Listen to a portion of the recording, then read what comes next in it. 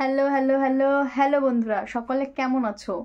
আমি তো খুব ভালো আছি। আর আজকে আমার জীবনে একটা খুবই খুশির দিন, কারণ আমার ইউটিউবে 200 সাবস্ক্রাইবার আজকে কমপ্লিট হয়েছে। আর কাল একটা ভিডিও পোস্ট করেছিলাম, অনেকেই দেখেছো, সবুজ লুচি। ওটাতে 5000-এর বেশি ভিউ হয়েছে। তো আমার মাকে আমি বলেছিলাম, কারণ মা রেসিপিটা করে দিয়েছিল, তো বলেছিলাম যে যদি 5000-এর বেশি যদি ভিউ হয় তো মাকে আমি পকোড়া বানিয়ে খাওয়াবো, বা দেখুন কোনো একটা কিছু খাবো। তো মাকে বলেছি, মা তুমি কি খাবে? মা বলেছে আমি পকোড়া খাবো। তো আজকে আমি পকোড়া বানাবো একদম নিজে হাতে। তোমরা ভিডিওটা পুরোটা দেখো, রেসিপিটা তোমরাও দেখে নাও, চলো। আর হ্যাঁ, রেসিপিটা কিন্তু একদম পুরো অন্যরকম, নর্মাল পকোড়া কিন্তু নয়। তো তোমরা পুরো ভিডিওটা কিন্তু দেখো, মন দিয়ে দেখো পুরো রেসিপিটা, আশা করি তোমাদের ভালো লাগবে। আর যদি ভালো লাগে চ্যানেলটাকে প্লিজ প্লিজ প্লিজ সবাই সাবস্ক্রাইব করে আমার পাশে থেকো প্লিজ। দেখো বন্ধুরা, এখানে আমি মাংসর পিসগুলো খুব ছোট ছোট করে কেটে ফেলেছি। এবার এটা ভালো করে ধুয়ে নেব। তো প্রথমে জল দিয়ে দিলাম। তো দেখো, এগুলো সুন্দর করে তোমরা 2-3 বার করে ধুয়ে নেবে। দেখো এখানে মাংস ধোয়া আমাদের কমপ্লিট হয়ে গেছে। এবার বন্ধুরা, আমি চিকেনটাকে এখন সেদ্ধ বসাবো। তো তার জন্য প্রথমেই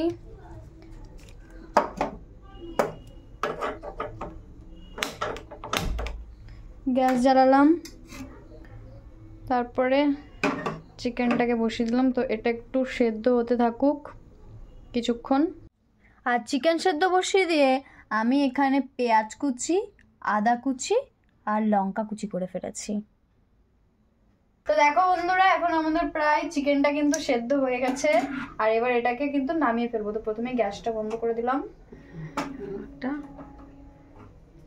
তারপরে এখন চিকেনটাকে পুরো ঢেলে দিলাম, যাতে জলটা পুরো বেরিয়ে যায় চিকেন থেকে। এদিকটা দেখাও, এদিকটা।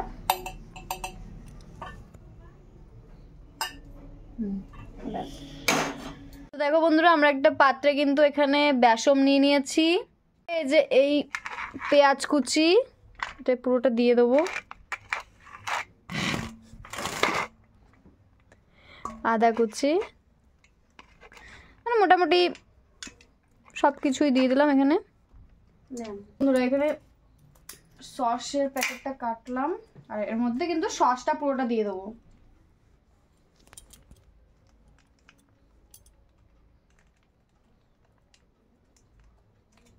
দিয়ে দিলাম অল্প করে হলুদ গুঁড়ো, অল্প নুন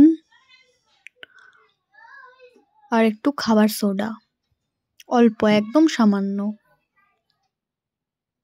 তো এরপর ভালো করে এটাকে মিক্স করে নিলাম। দেখো, মিক্স করে তারপর এখন জল ঢালবো। তুমি অল্প একটু করে জল দিয়ে দেখবে, প্রথমে একটু মাখিয়ে নেবে, তারপরে আবার যতটা পরিমাণে জল লাগবে ততটা দিয়ে দেবে।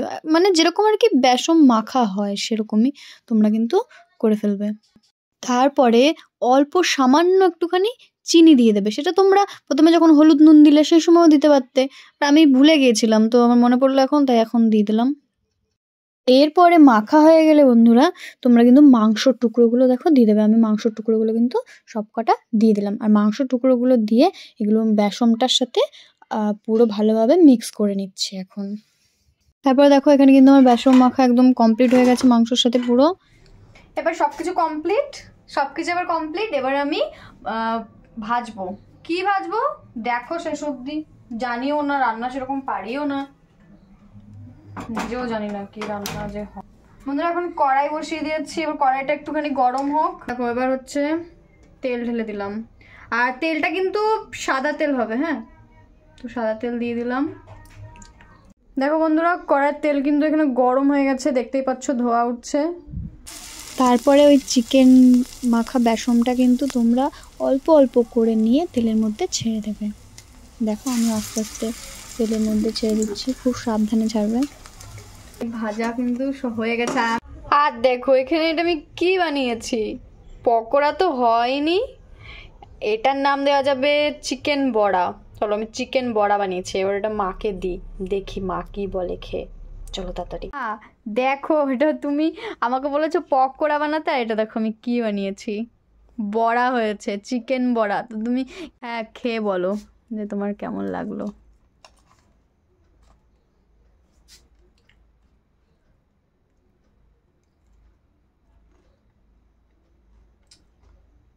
কেমন লাগছে? খুব সুন্দর হয়েছে সত্যি খুশি তুমি? খাই, আমি খেয়ে দেখি কেমন। এবার হচ্ছে আমি খাবো, আমি খেয়ে দেখি কেমন লাগছে, কেমন বানাতে পারি।